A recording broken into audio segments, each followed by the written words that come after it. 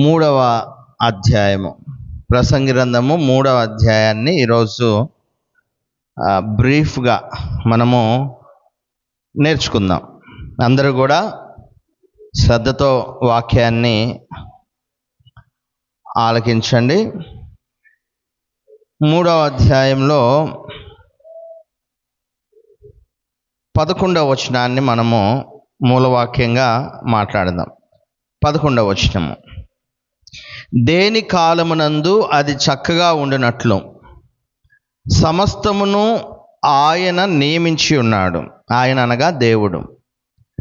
ఆయన శాశ్వత కాల జ్ఞానమును నరుల హృదయమందుంచి ఉన్నాడు గాని దేవుడు చేయు క్రియలను పరిశీలనగా తెలుసుకొనుటకు అది చాలదు. దేని కాలమందు అది చక్కగా ఉండునట్లు సమస్తమును దేవుడు నియమించి ఉన్నాడు. అలాగే శాశ్వత కాల జ్ఞానాన్ని నరుల హృదయంలో దేవుడు ఉంచున్నాడు కానీ ఆయన చేసేటువంటి క్రియలను పరిశీలనగా తెలుసుకొనుటకు అది చాలదు. అంటే ఒక వ్యక్తిని గూర్చి, లేకపోతే ఒక చెట్టును గూర్చి, లేకపోతే ఒక జంతువును గూర్చి, లేకపోతే ఒక పురుగును గూర్చి మనము పరిశీలనగా తెలుసుకోవచ్చు. ఈరోజు ఒక పురుగును గూర్చి రాస్తున్నారు, ఒక జంతువును గూర్చి రాస్తున్నారు, ఒక మనిషిని గూర్చి వాని భాగాలను గూర్చి రాస్తున్నారు. ఈనాడు మెడికల్ అంత అభివృద్ధి పొందిందంటే ప్రతిదీ కూడా చిన్న నరంతో సహా గుర్తుపట్టి మనిషిలో ఉన్నటువంటి బాడీ పార్ట్స్కి ఆపరేషన్ చేస్తున్నారంటే మనిషికున్న జ్ఞానం అటువంటిది. అన్నిటినీ పరిశీలన చేయగలిగిన జ్ఞానము మనిషికి ఉంది. కానీ ఒకటి మాత్రము మనిషి ఎంత పరిశీలన చేసినా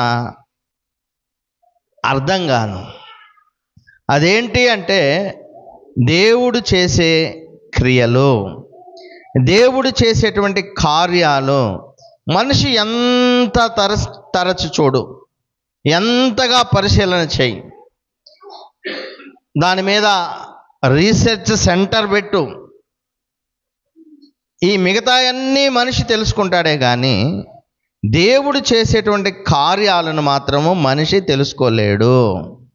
ఎంత జ్ఞానమైనా ఉండని మనిషిలో. దేవుడు ఏం చేస్తున్నాడంటే దేని కాలమందు అది చక్కగా ఉండినట్లు సమస్తమును ఆయన నియమించి ఉన్నాడు. దేవుడు ప్రతి దానికి సమయాన్ని పెట్టాడండి. ఆయా సమయంలో లేకపోతే ఆయా కాలములలో ఆ కార్యములు జరగాలి అని దేవుడు వాటన్నిటినీ చక్కగా జరిగిస్తూ వస్తున్నాడు. ఇంకా ఆయన చేసే పనులు, ఆయన ముందు ఏది చేస్తాడు, తర్వాత ఏం చేస్తాడు, మధ్యలో ఏం చేస్తాడు, ఒక సంవత్సరం ఆగిన తర్వాత ఏం చేస్తాడు, రేపేమి చేస్తాడు, ఒక క్షణంలో ఏం చేస్తాడు, ఒక నిమిషంలో ఏం జరుగుతుంది, ఏం చేస్తాడు అనేది ఏ మనిషి చెప్పలేడు. కానీ ఆయనకు మాత్రం తెలుసు. కాలమంతా ఆయన చేతిలో ఉంది, సమయములు ఆయన చేతిలో ఉన్నాయి. ఏ సమయంలో ఏది జరగాలో అది అలాగూ జరుగునట్లు ఆయన చక్కగా ప్రతిదీ చేస్తూ ఉన్నాడు. అందుకే మొదటి వచనం నుంచి ప్రతి దానికి సమయము కలదు అంటున్నాడు. ప్రతి దానికి సమయము కలదు. అదే కదా, ఆకాశము క్రింద ప్రతి ప్రయత్నమునకు సమయము కలదు. అంటే ప్రతిదీ ఒక సమయం ప్రకారం జరుగుతుందండి. భూమి కింద చూడండి, సొలొమోను ఎంత జ్ఞానం కలిగిన వాడంటే సూర్యుని క్రింద భూమి మీద జరిగేటువంటి పనులను కొన్ని వచనాల్లో చాలా చక్కగా వివరించాడు. కొన్ని వచనాలు ఏవి? ఈ కొన్ని వచనాల్లో సూర్యుని క్రింద భూమి మీద ప్రపంచంలో జరిగే ప్రతి పనిని ఈ కొన్ని వచనాల్లో ఆయన వివరంగా రాస్తా ఉన్నాడు. ప్రతిదానికి సమయం ఉందంట. అవేంటంటే పుట్టుటకు, చచ్చుటకు. 2వ వచనము, పుట్టుటకు, చచ్చుటకు, నాటుటకు, నాటబడిన దానిని పెరికి వేయుటకు. పుట్టుటకు, చచ్చుటకు, ప్రతిదానికి సమయం ఉంది. ఉదాహరణకి పుట్టుటకు అన్నాము, పుట్టడానికి సమయం ఉంది. ఈరోజు కొన్ని అధ్యయనాలు ఏం చేస్తున్నాయంటే, నివేదికలు ఒక్క రోజులో ఎంతమంది పుడుతున్నారు, ఒక రోజులో, ఒక గంటలో, ఒక నిమిషంలో, ఒక సెకండ్కి ఎంతమంది పుడుతున్నారు, ఎంతమంది చచ్చిపోతున్నారు అనేది ఒక నివేదిక ఉంది ప్రపంచమంతా. అందుకే కదా ఈనాడు మీరు ఎవరైనా చనిపోతే ఖచ్చితంగా ఏం రాస్తారు? చనిపోతే వెంటనే ఏం రాయాలి? డెత్ సర్టిఫికెట్ అంటారు కదా. మరణాన్ని ధృవీకరిస్తారు. అంటే పలానా రోజు, పలానా తారీఖున, పలానా సమయంలో, పలానా వ్యక్తి పలానా ఊరిలో చనిపోయాడు అని రిజిస్టర్ అయిపోద్ది. అలాగే స్కూళ్ళల్లో కూడా ఏం అవసరం పిల్లలకి? Birth certificate. ఏ పిల్లోడు పుట్టాడు, అమ్మాయా అబ్బాయా, ఎక్కడ, ఏ ఊరు, ఏ సమయంలో, తల్లిదండ్రులు ఎవరు. సో ప్రపంచమంతా నివేదిక ఉంది. ఎంతమంది చనిపోతున్నారు, ఎంతమంది పుడుతున్నారు, ప్రతిదానికి సమయం ఉంది. ఒక నివేదిక ఈ విధంగా చెబుతుంది, ఒక రోజులో 3,61,765 మంది పుడుతున్నారంట. ఒక గంటకి వచ్చేసరికి 15,074 మంది పుడుతున్నారు. ఒక్క నిమిషానికి వచ్చేసరికి ప్రపంచం మొత్తం మీద 251 మంది పుడుతున్నారు. ఒక్క సెకండ్కి వచ్చేసరికి, సెకండ్ అంటే కన్ను మూసి కన్ను తెరిచేలాగా, కన్ను మూసి కన్ను తెరిచేలోగా ప్రపంచం మొత్తం మీద 4 పుడుతున్నారంట. 4 పుడుతూ ఉన్నారు. పుట్టడానికి సమయం ఉంది, అలాగే చనిపోవటానికి సమయం ఉంది. ప్రపంచవ్యాప్తంగా ఒక్క రోజులో ఎంతమంది చనిపోతున్నారు? ఇంచుమించు 1,70,000 మంది, 70,463 మంది ఒక రోజులో చనిపోతున్నారు. ఒక గంటలో 7,103 మంది చచ్చిపోతున్నారు. ఒక నిమిషానికి 118 మంది చనిపోతున్నారు. ఒక సెకండ్కి వచ్చి, అంటే కన్ను మూసి కన్ను తెరిచేలోపు 2 మనుషులు చచ్చిపోతున్నారు. పుట్టేది ఎంతమంది? ఒక సెకండ్కి 4 పుడితే, ఒక సెకండ్కి కన్ను మూసి కన్ను తెరిచేలోపు ఎంతమంది చేస్తున్నారు? 2. సుమారు లెక్కలేస్తే ప్రతి దానికి సమయం ఉంది, ప్రతి దానికి సమయం ఉంది. అలాగే నాటుటకు, నాటబడిన దానిని పెరికి వేయుటకు. నాటుతూ ఉంటారు కొంతమంది ఏమో పెరుగుతూ ఉంటారు. నాట్లు కోతలు ఇవి జరుగుతూనే ఉంటాయి. చంపుటకు, బాగు చేయుటకు, పడగొట్టుటకు, కట్టుటకు. చంపుటకు, బాగు చేయుటకు. ఒక రోజులో మీరు గమనిస్తే ఎంతోమంది చంపబడుతూ ఉన్నారు. రకరకాలుగా చంపబడుటకు, హాస్పిటల్ చూడండి, ఫైర్ యాక్సిడెంట్లు చూడండి, నీళ్ళ యాక్సిడెంట్లు చూడండి, ఒక పౌల్ట్రీ ఫారం చూడండి. పౌల్ట్రీ ఫారం అంటే కోళ్ళ ఫారం. అలాగే ఈ బచర్ హౌసెస్ అంటారు కదా, మటన్ కొట్లు, అక్కడ మీరు చూడండి. ఇలా మీరు చూస్తూ పోతే అబార్షన్స్ చూడండి. చంపుటకు, అలాగే బాగు చేయుటకు. అదే సమయంలో హాస్పిటల్లో రోగులు బాగయ్యేటువంటి వాళ్ళకి మెడిసిన్ ఇస్తున్నటువంటి సందర్భాలు, అనారోగ్యంతో ఉన్నటువంటి వాళ్ళు కోలుకునేటువంటి సందర్భాలు, ఇలా ఎన్ని జరుగుతున్నాయి ఒకసారి ఆలోచించండి. ఒక పక్క చంపబడుతున్నారు, ఒక పక్క బాగు చేయబడుతున్నారు, ఒక పక్క పడగొడుతున్నారు, ఒక పక్క కడుతున్నారు. కొన్నేమో ఇళ్ళు కట్టబడుతూ ఉన్నాయి, మనం చీకట్లో ఉన్నాం. వెలుగు సంబంధమైనటువంటి ప్రాంతాల్లో ఇంకా చీకటి ఉన్నా కానీ చీకట్లో పనిచేసేవాళ్ళు కడుతూ వస్తున్నారు. కట్టడానికి సమయం ఉంటుంది.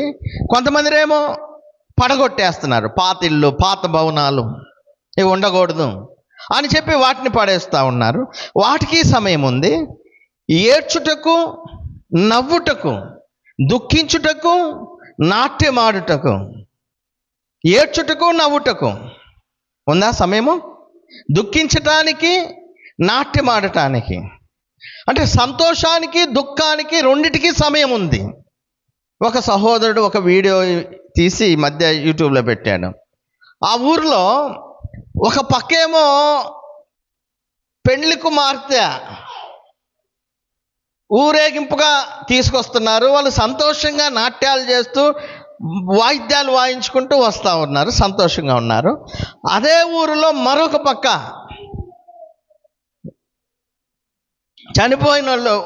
చనిపోయారు ఒకళ్ళు. ఆ ఇంట్లో ఏడుపు, దుఃఖము, బాధ.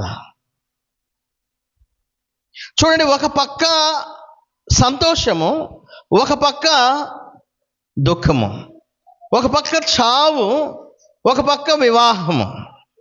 అలాగే కొంతమంది లవ్ ఫెయిల్యూర్ అంటారు. వాళ్ళేమో ఒక పక్క ఏడుస్తూ ఉంటారు. లవ్ సక్సెస్ అంటారు కొంతమంది, వాళ్ళేమో సంతోషంగా ఉంటారు. అలాగే కొంతమంది యుద్ధంలో పాల్గొంటే ఆ యుద్ధంలో గెలుపొందినటువంటి వాళ్ళేమో సంతోషంగా ఉంటారు, నాట్యమాడుతూ ఉంటారు. యుద్ధంలో ఓడిపోయినటువంటి వాళ్ళు బాధపడుతూ ఉంటారు. గేమ్స్ చూడండి, మీరు గేమ్స్లో పార్టిసిపేట్ చేసిన తర్వాత గెలిచినటువంటి గ్రూప్ ఏమో సంతోషంగా ఉంటారు, ఓడిపోయిన గ్రూప్ ఏమో బాధతో ఉంటాను. అంతెందుకు, ఇక్కడ కూడా చూడండి, మనలో కూడా, మన ఊర్లో కూడా ఈ సమయంలో కొంతమంది బాధలో ఉంటారు, కొంతమంది సంతోషంతో ఉంటారు, కొంతమంది దుఃఖంలో ఉన్నారు, కొంతమంది ఆనందంగా ఉన్నారు. అంతే కదా? ఖచ్చితంగా ఇది జరుగుతూ వస్తున్నటువంటి కార్యక్రమాలు. అలాగే రాళ్లను పారవేయుటకు, రాళ్లను కుప్పగా వేయుటకు, రాళ్లను పారవేయటానికి, రాళ్లను కుప్పగా వేయటానికి. మనకు తెలుసు ఎందుకు రాళ్లను కుప్పగా వేస్తామో, ఎందుకు రాళ్లను పడేస్తామో మనకు తెలుసు. కట్టేటప్పుడు జాగ్రత్త చేస్తాం, లేకపోతే వద్దనుకున్నప్పుడు పడేస్తూ ఉంటాం. ఆ తర్వాత కౌగులించుట మానుటకు. వివాహ బంధంలో భార్యాభర్తలు సంతోషంగా ఉన్నప్పుడు, వారి మధ్య ప్రేమ ఉన్నప్పుడు ఇది జరుగుతుంది. కౌగిలించుట మానుట. వారి మధ్య విభేదాలు వచ్చినప్పుడు, కోపాలు వచ్చినప్పుడు, తగాదాలు వచ్చినప్పుడు వాళ్ళు వేరుగా ఉంటారు. ప్రతిదీ కూడా ఒక సమయం ఉంది, ప్రతిదానికి సమయం ఉంది. ఆ తర్వాత వెదుకుటకు, పోగొట్టుకొనుటకు, దాచుకొనుటకు, పారవేయుటకును. కొంతమంది ఏమో బ్యాంకుల్లో దాచిపెట్టే వాళ్ళు ఉన్నారు, కొంతమంది ఏమో పనికిరానివని పడేసేటువంటి సందర్భాలు ఉన్నాయి. అవి వేస్ట్, చెత్త కావచ్చు, సమయం అయిపోయిన డబ్బు కావచ్చు, ఏదైనా సరే. కొంతమంది ఏమో దాచిపెడతా ఉండేటువంటి వాళ్ళు ఉన్నారు, అదే సమయంలో కొంతమంది పడేసేటువంటి వాళ్ళు ఉన్నారు. కొంతమంది ఏమో వెతికే వాళ్ళు ఉన్నారు, కొంతమంది ఏమో పోగొట్టుకునే వాళ్ళు ఉన్నారు. చింపుటకు, కుట్టుటకు. ఇన్ సర్జరీ మీరు చూడండి, సర్జరీలో ఏం జరిగిద్ది? చింపటం అంటే అంతే, కుట్టుట కంటే కుట్లేస్తాడు. సర్జరీలు జరుగుతూ ఉంటాయి, ఆకులున్నాయి, ఆహారాన్ని ఇచ్చేటువంటి వాటిని కుడతా ఉంటారు భోజనానికి. మళ్ళీ కొంతమంది చింపేస్తూ ఉంటారు. అది అవి కావచ్చు, సర్జరీలు కావచ్చు. అలాగే బైండింగ్ వర్క్ ఉంటుంది, ఆ బైండింగ్ వర్క్ కూడా చించుతుంటారు, బైండ్ చేస్తూ ఉంటారు. ప్రతిదానికి సమయం ఉంది. మౌనంగా ఉండటకు, మాట్లాడటానికి. ఇప్పుడు ఇక్కడే జరుగుతున్నాయి రెండు. ఒకళ్ళేమో మాట్లాడుతున్నారు, కొందరేమో మౌనంగా ఉన్నారు. సమయం ఉంది ప్రతిదానికి. రాజకీయ నాయకుడు మాట్లాడుతున్నప్పుడు మిగతా వాళ్ళు సైలెంట్గా ఉంటారు. సేవకుడు మాట్లాడుతున్నప్పుడు సంఘంలో ఉన్న వాళ్ళు మౌనంగా ఉంటారు. ఇంకా కొన్ని సందర్భాల్లో కొన్ని దేశాల్లో అయితే, విదేశాల్లో ట్రైన్స్లో కూడా ఏముందంటే మాట్లాడుకోకూడదు, లోపలికి వస్తే సైలెంట్గా కూర్చోవాలి. అది ఆ సమయం వాళ్ళకి. అది ట్రైన్ ఎక్కారంటే సైలెంట్ అవ్వాలి, లేకపోతే ఇబ్బంది అయింది. సో ప్రతిదానికి సమయం ఉంది. ప్రేమించుటకు ద్వేషించుటకు, యుద్ధం చేయుటకు, సమాధాన పడుటకు. ఈ సమయంలో ఎన్ని దేశాలు ఏ దేశం మీదకు పోతున్నాయో, ఏ దేశంలో ఉన్నటువంటి ఆ ఫైరింగ్ ఒక దేశం ఇంకొక దేశం ఏ దేశం మీదకు చేస్తుందో, ఏ దేశాల మధ్య సమాధానం వచ్చి వాళ్ళు పరస్పరం కూర్చొని సమాధానపరచబడుతున్నారో ఎవరికీ తెలియదు. ప్రతి దానికి సమయం ఉంది. యుద్ధం చేయటానికి, అలాగే సమాధాన పడటానికి. ఇవన్నీ ఒకసారి మనం ఆలోచించండి. ఇక్కడ మనం పోగొట్టుకునేది ఏమీ లేదు, అన్నీ మనకి ఇక్కడ ఉన్నాయి. ఒక రోజులో భూమి మీద మనుషుల మధ్య ఏమేమి జరుగుతాయో అవన్నీ కూడా ఇక్కడ రాయబడ్డాయి. ప్రతి దానికి కూడా ఏముంది? సమయం ఉంది. ప్రతి దానికి సమయం ఉంది.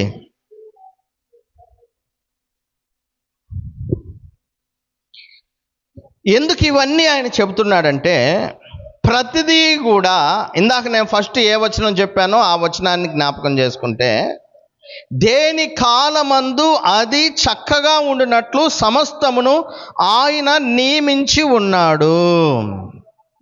ప్రతిదానికి సమయం ఉంది అంటే దాని అర్థం ఏంటంటే, ఏ కాలంలో ఏది జరగాలో ప్రతిదీ కూడా చక్కగా దేవుడు డిజైన్ చేసి ఆయన నియమించి పెట్టున్నాడు. నేను ఆ ఊర్లోనే ఎందుకు పెళ్లి చేసుకోవాలా, ఆ సమయంలోనే ఆమెను ఎందుకు నేను చూడాలా, లేకపోతే ఈ వ్యక్తినే నేను ఎందుకు పెళ్లి చేసుకోవాలా, లేకపోతే ఆ సమయంలోనే మా నాయన అక్కడ ఎందుకు చనిపోవాలా, నేను ఇంత చిన్నగా ఉన్నప్పుడే మా అమ్మ ఎందుకు హాస్పిటల్లో పడాలా. ఇట్లా మనం ఆలోచన చేసుకుంటూ ఉంటే రకరకాలైనటువంటి విషయాలు మన మైండ్లో తిరుగుతూ ఉంటాయి. మరి నేనెందుకు ఇక్కడికి రావాలా, ఇక్కడ ఎందుకు చెప్పాలా, మీరెందుకు ఇక్కడే కూర్చోవాలా, ఎందుకు వాక్యాన్ని వినాలా? మీరు ఒకసారి టోటల్గా ఆలోచిస్తే జరిగే విషయం ఏంటంటే, ఆయన ఏం గ్రహించాడంటే, ప్రతిదీ తగిన కాలంలో తగిన సమయంలో ఏది ఎలా జరగాలో వాటిని దేవుడు చక్కగా అమర్చిపెట్టి జరిగిస్తూ ఉన్నాడు. కాబట్టి ప్రతి దానికి సమయం ఉంది. ప్రతిదీ దేవుడు ఆ కాలాన్ని బట్టి, ఆయన నిర్ణయాన్ని బట్టి జరిగిస్తూ వస్తూ ఉన్నాడు. ప్రసంగి గ్రంథం 1వ అధ్యాయము 4వ వచనం నుండి నేను చదువుతాను, వినండి. తరము వెంబడి తరము గతించిపోవుచున్నది, భూమి ఒక్కటే ఎల్లప్పుడూ నిలుచున్నది. సూర్యుడు ఉదయించును, సూర్యుడు అస్తమించును, తాను ఉదయించు స్థలమునకు మరలా చేరుటకు త్వరపడును. గాలి దక్షిణమునకు పోయి ఉత్తరమునకు తిరుగును, ఇట్లు మరలా తిరుగుచు తన సంచార మార్గము తిరిగి వచ్చును. నదులన్నీ సముద్రములో పడును, అయితే సముద్రము నిండుట లేదు. నదులు ఎక్కడ నుండి పారి వచ్చునో అక్కడికే అవి ఎప్పుడును మరలిపోవును. ఎడతెరిపి లేకుండా సమస్తము జరుగుచున్నది, మనుషులు దానిని వివరింప జాలరు. ఇందాక నేను చెప్పాను, మనుషులు కుక్కను గూర్చి చెబుతారు, మనిషిని గూర్చి చెబుతారు, పురుగును గూర్చి చెబుతారు, శాస్త్రాలు చెబుతారు, అన్నీ చెబుతారు. ఎందుకంటే దానికి వాళ్ళు పరిశీలనగా చేస్తారు, అన్ని గ్రహిస్తారు. కానీ మనిషి గ్రహించలేదేంటి? దేవుడు చేసే పనులు, దేవుడు చేసే కార్యాలు. ఇప్పుడు ఇక్కడ రాయబడినవి నేను వివరించగలుగుతున్నానే కానీ ఇక్కడ ఏ అయితే రాయబడ్డాయో వాటిని నేను వివరించగలుగుతున్నానే కానీ దేవుడు ఇదిగో ఈ టైంలో ఇది చేస్తాడు, ఈ టైంలో ఇది చేస్తాడని నేను చెప్పలేను. కేవలము వ్రాయబడింది అర్థమయ్యేటట్లు నేను వివరిస్తానంతే. కానీ దేవుడు ఏది ఎప్పుడు ఎలా జరగాలో దానిని క్రమంగా అమర్చి జరిగిస్తాడు. ఇది మనిషి తెలుసుకోలేడు. ఏం జరుగుతుందనేది మనిషి తెలుసుకోలేడు. అన్ని సమస్తమును ఆయన చిత్త ప్రకారం జరుగుతూ ఉంటాయి.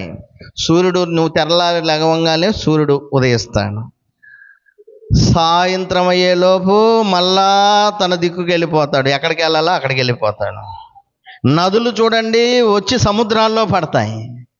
ఎన్ని నదులు వచ్చి సముద్రాల్లో పడ్డా కానీ సముద్రాలు ఏమవట్లా, నిండట్లా. ఎన్ని నదులు వచ్చి సముద్రాల్లో పడ్డా సముద్రం నిండట్లా. మళ్ళీ సముద్రంలో నీళ్లు పోయి ఎక్కడ పోతున్నాయి? నదుల్లోకి పోతున్నాయి. చూడండి, నదుల్లో నీళ్ళే సముద్రంలో పోతున్నాయి, సముద్రంలో నీళ్ళేమో నదుల్లోకి పోతున్నాయి. ఇట్స్ ఏ సైకిల్ అండి. సూర్యుడు ఉదయిస్తున్నాడు, అస్తమిస్తున్నాడు, మళ్ళా ఉదయిస్తాడు, మళ్ళా అస్తమిస్తాడు. ఇది జరుగుతూనే ఉంటుంది. గాలి అటు వచ్చి ఇటు వస్తుంది, మళ్ళీ ఇటు వచ్చి అటు పోతుంది. గాలికి కూడా ఒక ఆర్డర్ ఉంది. ప్రతిదీ దేవుడు జరిగిస్తూ ఉన్నాడు. దీని గూర్చి వివరణగా తెలుసుకోవటం మనిషి వల్ల కాదు. సూర్యుడు ఎందుకు తూర్పునే ఉదయిస్తాడు, ఎందుకు ఆ సమయం వచ్చేసరికి ఎందుకు అక్కడే హస్తమిస్తాడు తెలుసా మనిషికి? తెలియదు. అసలు సముద్రాల్లో నీళ్ళు ఎందుకు, నదుల్లో అన్ని సముద్రాల్లోకి ఎందుకు పోతాయి, పోయినప్పుడు సముద్రం ఎందుకు నిండదు తెలియదు. సముద్రంలో నీళ్ళు మళ్ళీ నదుల్లోకి ఎందుకు వస్తాయి తెలియదు. మళ్ళీ ఇట్లా ఎందుకు జరుగుతుంది ఎవరికి తెలియదు, మనుషులకి తెలియదు. 15వ వచనాన్ని మీరు చూడండి. ఇదే అధ్యాయం 3వ అధ్యాయం 15వ వచనము. ముందు జరిగినదే ఇప్పుడును జరుగును, జరగబోవునది పూర్వమందు జరిగినదే, జరిగిపోయిన దానిని దేవుడు మరలా రప్పించును. అంటే 2024కి 2025కి ఏమన్నా తేడా ఉందా? ఏం లేదు, రోజు మారింది అంతే. 2024కి 25కి రోజు మారింది. కాకపోతే జనాలు ఆ రోజునేమో నూతన వస్త్రాలు, రకరకాల డ్యాన్సులు అవి. ఇక్కడ విషయం ఏంటంటే 2025లోకి వచ్చినటువంటి వాడికి వెనకున్న దాన్ని దేవుడు రప్పించాడు. వెనకుందేంది 2025 అన్నాము, వెనకుంది 24 మళ్ళీ తిరిగి వస్తాయి. అంటే రోజులు అలాగే తిరిగి వస్తాయని అర్థం. మనమేమో డేట్లు మార్చుకుంటున్నాం అంతే. మళ్ళీ ఇప్పుడు ఉండాదే రేపు 2026కి వచ్చేసరికి ఇదే మళ్ళీ అప్పుడు రిపీట్ అన్నమాట. అంటే విషయం ఏంటంటే ఉన్నదే రిపీట్గా జరుగుతూ ఉంటుంది. అప్పుడెప్పుడో ఉంది అనుకున్నది ఇప్పుడు జరుగుద్ది. ఇప్పుడు జరుగుతుంది అనుకున్నది రేపు ఇదే జరిగిద్ది. మునుపున్నదే ఇప్పుడు జరిగేదే రేపు జరగబోయేది. సో ఇవన్నీ దేవుడు ఆయన చిత్త ప్రకారం జరిగిస్తూ వస్తున్నాడు. ఈ చిన్న బుర్రకు తెలియదు. మనమేమనుకుంటామంటే ఆహా మనం ఎంత తెలివిగల జ్ఞానం కలిగిన వాళ్ళం, అది ఇది. ఈయన దేవుడు చేసే కార్యాలు ఈ చిన్న బుర్రకు అర్థము కాదు.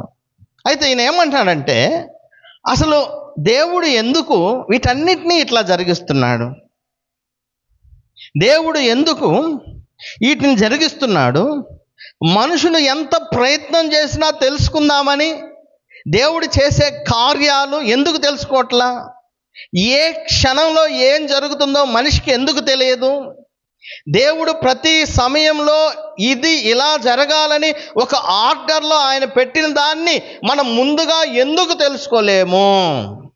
ఇక్కడే సమాధానం చూడండి. ప్రసంగి గ్రంథం 3వ అధ్యాయము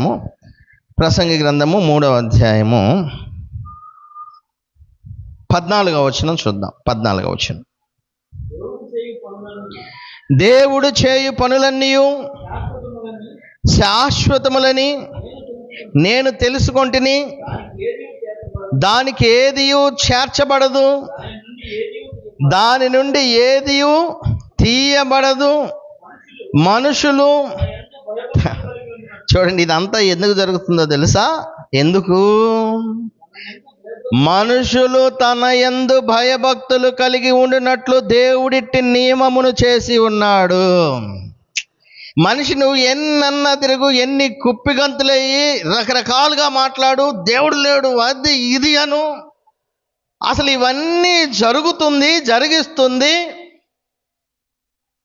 ఒక ఆర్డర్లో పెడుతుంది దేవుడు. జరిగిన దాన్ని మరలా రప్పిస్తుంది. ఏ సమయంలో ఏది చేయాలో అది చేయిస్తుంది.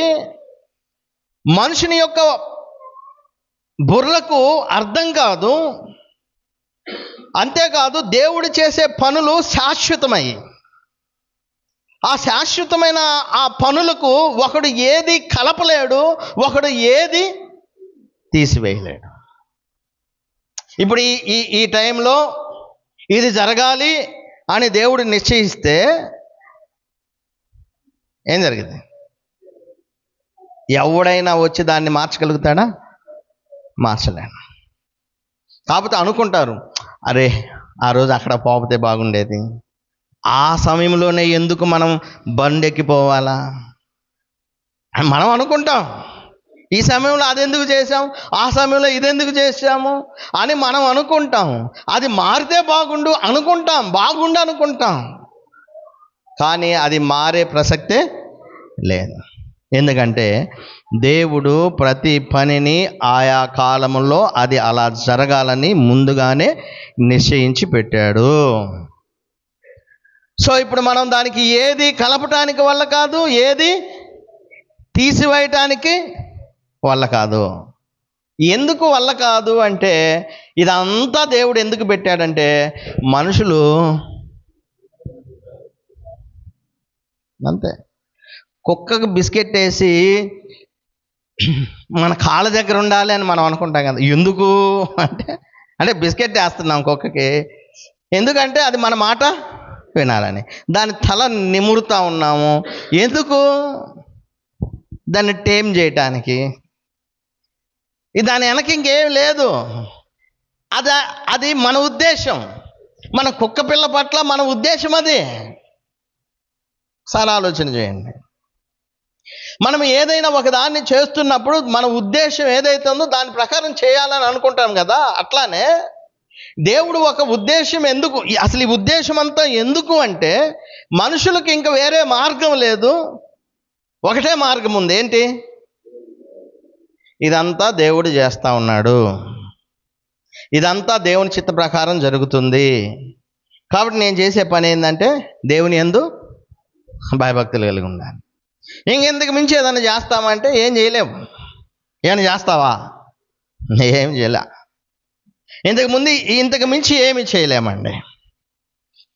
మనమంతా చూడండి, అదే మనం అనుకున్నట్లే అంతా అయితే మీకు ప్రశ్న, మనం అనుకున్నట్లే అయితే దేవుని యందు భయభక్తులు ఉండవు. ఇంకెందుకు మరి దేవుడు? ఇప్పుడు నేను అనుకున్నది అయింది అనుకోండి, ఇంకెందుకు దేవుడు? అంతే కదా. మనం అనుకున్నదే అంతా జరిగితే దేవుడిని అసలు లెక్కే చేయము. అందుకే మీరు చూడండి, ఈవెన్ మనం సహజంగా మన కళ్ళ ముందు జరిగే కొన్ని సందర్భాలను బట్టి అయినా మనం అర్థం చేసుకోవాలి, కొద్ది జ్ఞానం కలిగి. దేవుడు ఉన్నాడు, దేవుడు సమస్తము జరిగిస్తాడు. దేవుడు చేసే కార్యక్రమాలకు వేటిని మనము అడ్డు చెప్పలేము. ఆయన చెయ్యి పట్టుకొని నువ్వెందుకు ఇలా చేస్తున్నావు అని మనిషి చెప్పలేడు. ఆయన చేసిన దాన్ని మరలా మనం తీసివేయటానికి కానీ, ఆయన చేసిన దానిలో ఇంకొకటి కలపటానికి కానీ మనిషి వల్ల కాదు అని చెప్పడానికి కొన్ని ఉదాహరణలు మన కళ్ళ ముందు జరుగుతున్నాయి. మీరు హాస్పిటల్లోకి వెళ్ళండి, ఒక వ్యక్తి చావు బతుకుల్లో ఉన్నాడంటే డాక్టర్ ఏమంటాడు? నేనున్నా పో, నీకెందుకు, తీసుకెళ్ళి కాదు, సరే తీసుకెళ్ళానికంటే ముందు అయ్యా ఏదో ఒకటి చేసి బతికిచ్చు అంటే నేనుండా నీకెందుకు అంటాడు ఎవరన్నా నాదే ఉంది, దేవుడు దయ, ఆయన ఏం చేస్తే జరుగుద్ది, నా వల్ల కాదు, నా ప్రయత్నం అయితే నేను చేస్తా. అంటే దాని అర్థమైంది, ఒక డాక్టర్కి కూడా అర్థమవుతుంది దేవుడు ఉన్నాడు. ఒక డాక్టర్కి అర్థమవుతుంది దేవుడు ఉన్నాడని. ఇస్రో అనే వాళ్ళు ఉన్నారు. ఇస్రో అంటే అంతరిక్షంలోనికి రాకెట్లు పంపుతారు. అంతరిక్షంలోనికి రాకెట్లు పంపి అంతరిక్షంలో నుండి శాటిలైట్లతో ఇక్కడ ఏ టైంలో సముద్రంలో ఉన్నటువంటి ఆ అలజడిని బట్టి ఈ సమయంలో ఇక్కడ తుఫాన్ వస్తుంది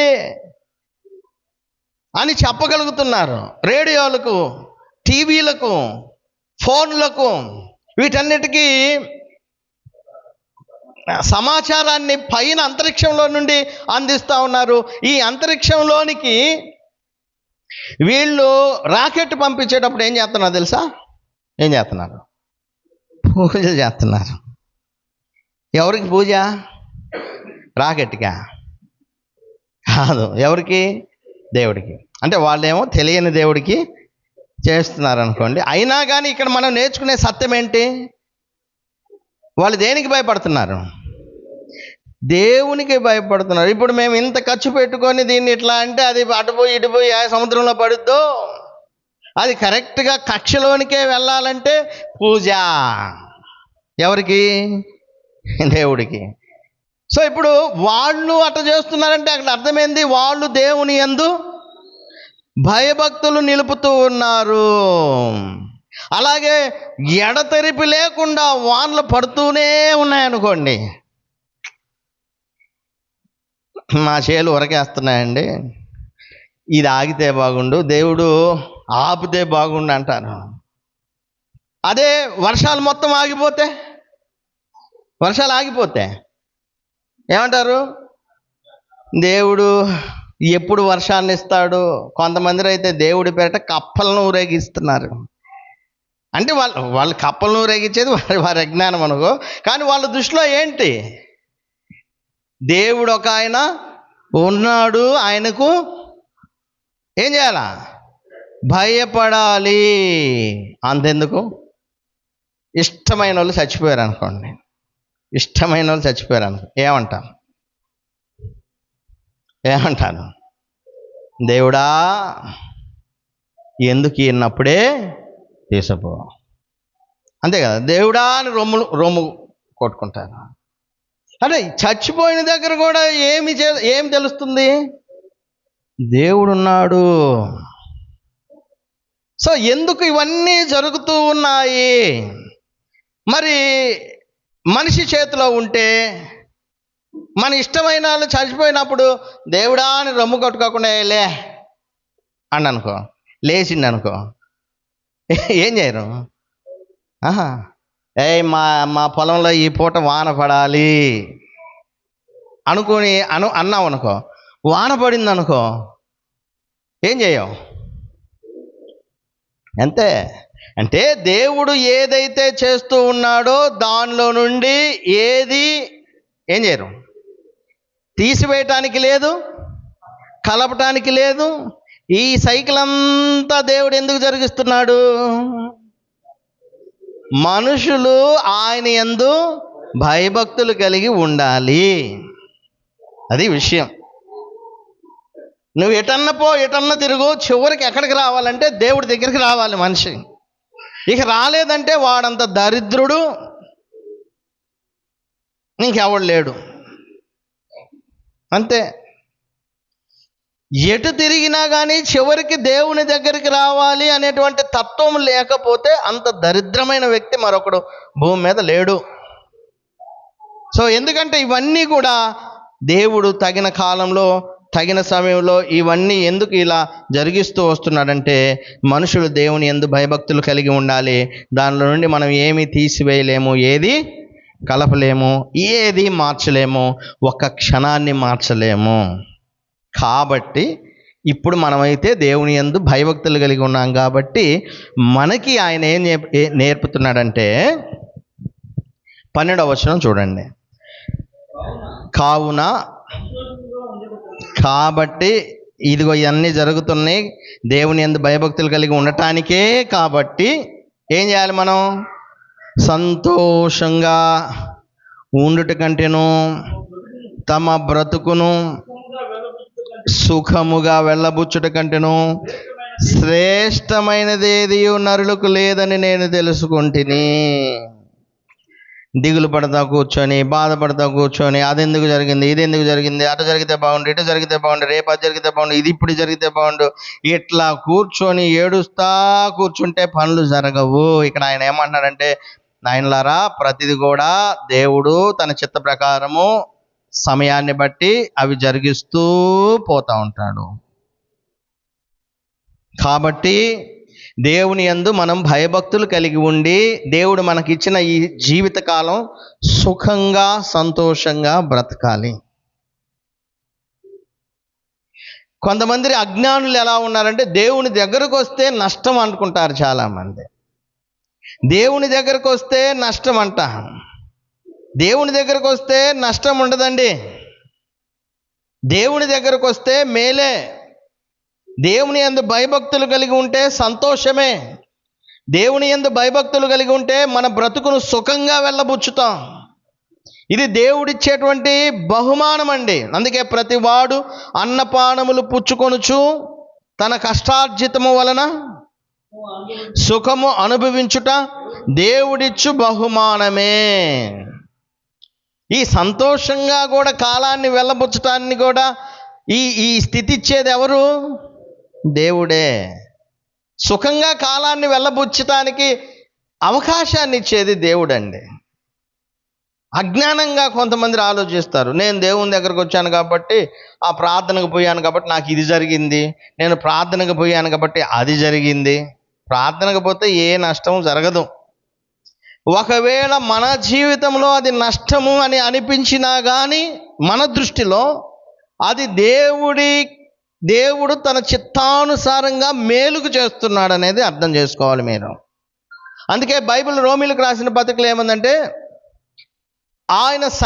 దేవుణ్ణి ప్రేమించు వారికి, అనగా ఆయన సంకల్పము చొప్పున పిలువబడిన వారికి సమస్తమును సమకూడి వారి మేలుకై దేవుడు జరిగిస్తూ ఉన్నాడు. దేవుని దగ్గరకు వస్తే నష్టం ఉండదు. సింపుల్ అండి. దేవుని దగ్గరకు వస్తే సంతోషము, సుఖము, నెమ్మది, సుఖంగా కాలాన్ని వెళ్ళబుచ్చటం. సుఖంగా కాలాన్ని వెళ్ళబుచ్చటం.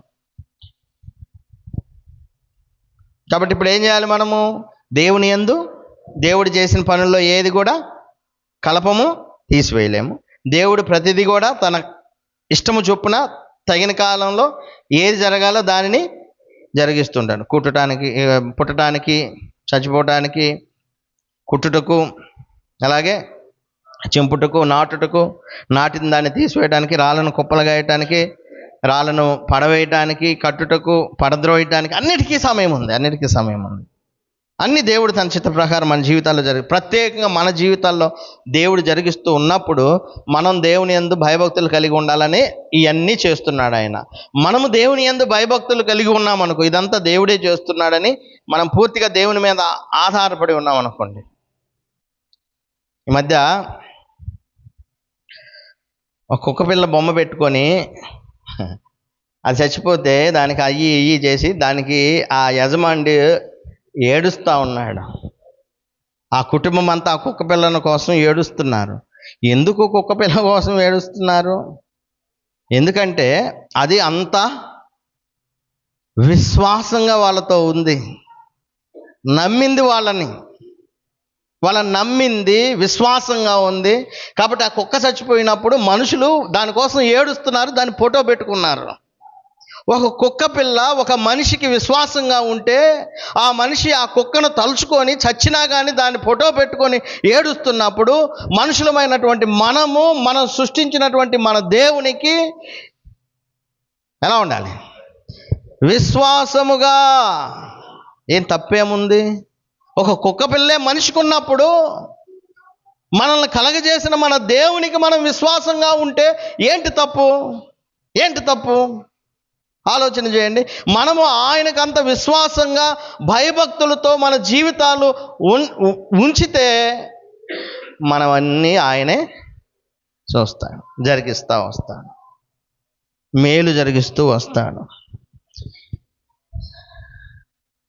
అయితే ఇక్కడ విషయం ఏంటంటే, ఇక్కడ ఏదైతే దేవుడు అనుకుంటున్నాడో అది జరగట్లా లోకంలో. ఏం జరగట్లా? దేవుని యందు భయభక్తులు కలిగి మనిషి నీతిగా జీవించాలి అనేది జరగట్లా. అది బాధాకరమైన విషయం. ఇది కూడా సొలొమోను కనుక్కున్నాడు, గ్రహించాడు ఆయన. ఏం జరుగుతుందంట? 16వ వచనం చూడండి త్వరగా. మరియు లోకమునందు విమర్శ స్థానమున దుర్మార్గత జరుగుటయు, న్యాయముండవలసిన స్థానమున దుర్మార్గత జరుగుటయు నాకు కనబడెను. లోకం ఎలా ఉంది? దేవుని యందు భయభక్తులతో ఉండాల్సింది పోయి, దేవుని యందు విశ్వాసం ఉంచాల్సింది పోయి, దుర్మార్గము, దుష్టత్వము, అన్యాయము ఎక్కడ చూసినా. 4వ అధ్యాయము 1వ వచనము, 5వ అధ్యాయము 8వ వచనాల్లో కూడా ఇదే మాట్లాడుతుంది. పిమ్మట సూర్యుని క్రింద జరుగు వివిధమైన అన్యాయ క్రియలను గురించి నేను యోచించితిని. బాధపడువారు ఆదరించు దిక్కులేక కన్నీళ్లు విడిచుదురు. వారిని బాధ పెట్టువారు బలవంతులు గనుక ఆదరించు వాడేవాడును లేకపోయెను. ఒక రాజ్యమందు బీదలను బాధించుటకును, ధర్మమును న్యాయమును బలాత్కారము చేత మీరుటయు నీకు కనబడిన యెడల దానికి ఆశ్చర్యపడకుము. సో ఇప్పుడు దేవుని యందు భయభక్తులు కలిగి ఉండాల్సిన స్థానంలో లోకం ఏం జరుగుతుందంటే దుష్టత్వము, దుర్మార్గము, అన్యాయము, అక్రమము, దోచుకోవటము. బేదోడికి న్యాయం జరగదు, డబ్బు లేనటువంటి వాడికి ఇబ్బంది, ధనమున్నవాడేమో నీకంటే నేను గొప్ప, ఏం చేసుకుంటావో చేసుకో, నేను దుర్మార్గం చేస్తా, దుష్టత్వం చేస్తా, నాకు బలం ఉంది, బలం లేనటువంటి వాడి మీద బలాన్ని చూపించటము, నాకు బలం ఉంది నీకు బలం లేదు కాబట్టి నేను ఏది చేస్తానో అది దానికి నువ్వు లోబడి ఉండాలి. ఇట్లా న్యాయం ఉండవలసిన స్థానంలో అన్యాయము, దుర్మార్గము, దుష్టత్వము ప్రబలిపోయింది. కానీ దేవుడి ఉద్దేశం ఏంది? అన్నీ ఆయన చిత్త ప్రకారం జరుగుతున్నాయి. ఇవన్నీ ఎందుకు ఆయన చేస్తున్నాడంటే మనుషులు దేవుని యందు భయభక్తులు కలిగి ఉండాలి. లోకంలో ఉన్నారా అట్లా అంటే? వారు లేరు. సరే, వారి సంగతి అట్టుంచు, మన సంగతి ఏంటి? లోకంలో ఉన్నవారు లేరు, అది మరి మన సంగతి ఏంటి? మనము న్యాయంగా ఉంటున్నామా? మనం యథార్థంగా ఉన్నామా? దేవునికి విశ్వాస పాత్రులుగా ఉన్నామా? దేవుని యందు భయభక్తులు కలిగి ఉన్నామా? మనల్ని మనము ఒకసారి పరిశీలన చేసుకోండి. అయితే చివరిగా కొన్ని విషయాలు చెప్పి నేను త్వరగా ముగింపులోనికి వెళ్తాను.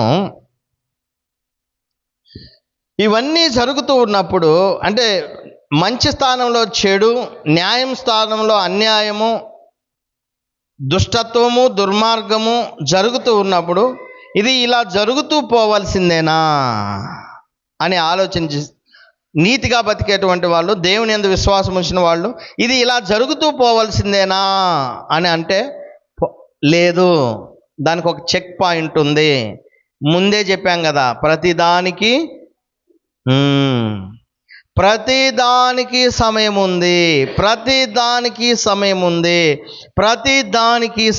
ఉంది. దుష్టుడైన భర్తతో బాధపడుతున్నటువంటి స్త్రీలకు సమయం ఉంది. చెడిపోయినటువంటి స్త్రీల ద్వారా బాధపడుతున్న భర్తకు సమయం ఉంది. పిల్లల చేత ఇబ్బంది పడుతున్నటువంటి తల్లిదండ్రులకు ఒక సమయం ఉంది.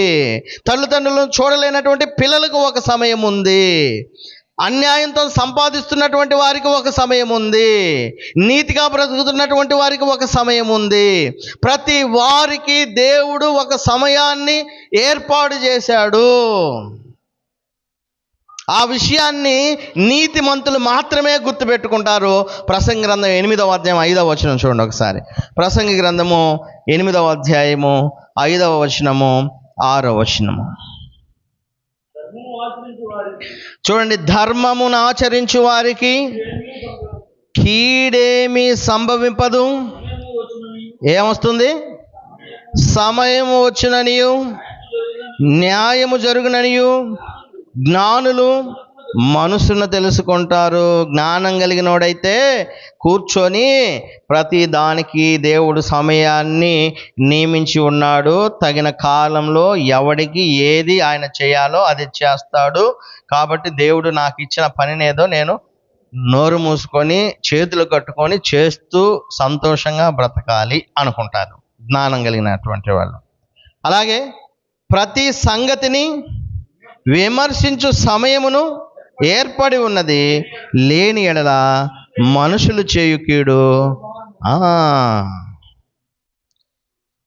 ఆ సమయం దేవుడు పెట్టకపోతే మనుషులు చేసే కీడంట బహుభారం అయిపోద్ది. అంటే చూడండి, దేవుడు వాళ్ళకి ఒక టైం పెట్టి ఆ టైంలో క్లోజ్ చేయలేడు అనుకో, ఈడి వ్యధో పనులు లేకపోతే దుర్మార్గపు పనులు అధికమైపోతాయి. వీడిని ఎదుర్కొనే వాళ్ళు దాన్ని భరించలేరు. ఇప్పుడు ఉదాహరణకి ఒక దేశం ఉంది, ఒక రాష్ట్రం ఉంది, ఒక ప్రాంతం ఉంది, ఏలే వాళ్ళు ఉన్నారు. ఆ ఏలికలు దుష్టులు దుర్మార్గులయ్యి ప్రజల్ని నాశనం చేస్తున్నారు అనుకోండి. వాడు అలాగే చేస్తూ వాడికి అదే సమయం, అంటే వాడు కంటిన్యూగా ఈ పని చేసుకుంటా పోతే ఏమైద్ది? నశించిపోతారు.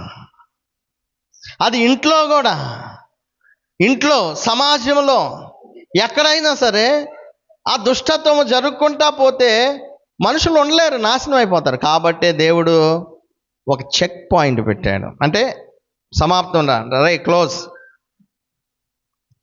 ఇదిగో ఈ రోజుతో నీ పని అయిపోయింది, ఈ రోజుతో నీ పని అయిపోయింది. ఎందుకంటే నువ్వు చేసేటువంటి వాటితో కొనసాగిస్తే ఇది ఏంటంట, బహు భారం అంట. ఆ భారం పోయే సమయాన్ని దేవుడు పెట్టాడు. అదేంటి అంటే అక్కడ కాదు, ఎక్కడ? పరలోకంలో అనుకుంటాం మనం. అంటే పరలోకంలో కూడా జరుగుద్ది, తర్వాత మనం చూస్తాం. కానీ ఇక్కడ చెక్ పాయింట్ ఏందో తెలుసా? ఏంటి? అంతే, చావు. అంతే. ఇక్కడ చెక్ పాయింట్ ఏంటంటే చావు. దేవుడు వానికి సమయం, ఆ సమయం దాకా ఇచ్చి చెయ్యి చెయ్యి చెయ్యి చెయ్యి, ఈ రోజుతో అయిపోయింది నీ పని. ఆ వచనం చూసి మనం ముందుకెళ్దాం. 18వ ఆ విషయాన్ని ఇక్కడ చెప్తున్నాడు. 18వ వచనం, కాగా తాము మృగముల వంటి వారని నరులు తెలుసుకున్నట్లు. అరే నాయనా, జంతువుకి నీకు పెద్ద తేడా ఏమీ లేదు. జంతువుకి నీకు పెద్ద తేడా లేదు. మనం అనుకుంటాం అది కుక్క కాబట్టి, అది గేదె కాబట్టి దానికి తెలియక పొయ్యి లారీ కింద పడింది, అంతేకాంత. అది జంతువు కాబట్టి అది పోయింది.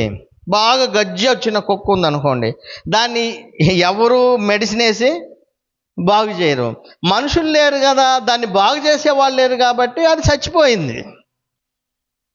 దానికి తెలియదు కదా కాబట్టి లారీ కింద దూరింది. నాకేమి, నా జ్ఞానం కలిగిన వాడిని, తెలియగలిగిన వాడిని, బుద్ధి కలిగిన వాడిని, నేనెందుకు దాని కిందకి పోతా, నేనెందుకు రోగం వస్తే చూపించకుండా ఉంటా అని అనుకుంటాం. అయితే దేవుడు అంటున్నాడు, రే, నీకు మృగానికి పెద్ద తేడా ఏమీ లేదు.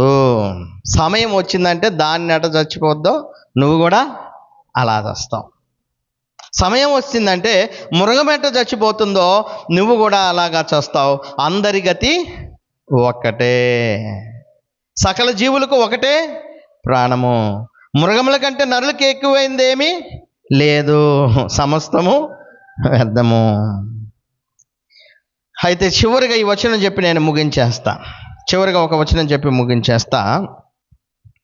ఆయన చెబుతూ వాళ్ళకి నీకు పెద్ద తేడా ఏం లేదంటూ 21వ వచనంలో ఏమంటాడంటే 20 నుంచి, సమస్తమును ఒక్క స్థలమునకే పోవును, సమస్తము మంటిలో నుండి పుట్టెను, సమస్తము మంటికే తిరిగి పోవును. ఇక్కడ చూడండి, నరుల ఆత్మ పరమునకు ఎక్కిపోవునో లేదో, మృగముల ప్రాణము భూమికి దిగిపోవునో లేదో ఎవనికి తెలియను అంటున్నాడు. సో ఇప్పుడు ఆయనకు తెలియని విషయం ఏంటంటే, ఇక్కడ చివరగా ఇన్ని చెప్పిన ఆయనకు ఒక విషయం తెలియలా. అవును, వాళ్ళకి నీకు ఎక్కువేం లేదు, ఇద్దరు చచ్చిపోతారు, నీకు ఒక అపాయింట్ డే ఉంది, లేకపోతే ఆ అపాయింట్ డే దేవుడు నీకు ఇవ్వకపోతే నువ్వు చేసే ఆ దుష్టత్వం బహుభారం అయిపోద్ది, దేవుడు ఆ రోజు నిన్ను చంపేస్తాడు.